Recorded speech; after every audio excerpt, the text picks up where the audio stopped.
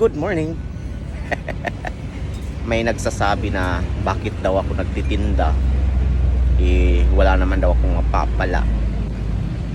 Bakit wala akong mapapala? Pangdagdag ko lang naman to. Pambili ko ng mga Ajinomoto. Pambili ko ng Magic Sarap.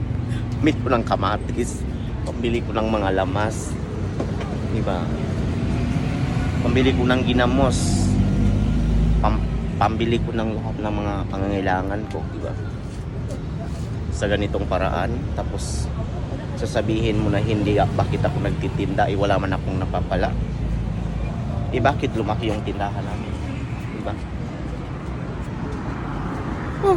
Tingnan mo, oh. Palaki ng palaki yung tindahan namin, para na siyang convenience store.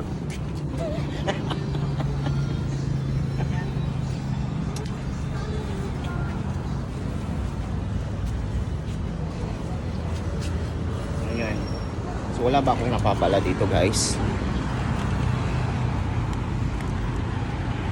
Ayun, guys. Kayo nang maghusga, guys.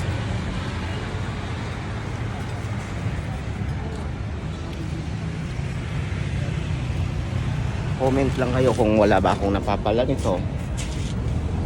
Ayan, wala ba akong napapala, guys? Mag-comment kayo lahat, followers ko.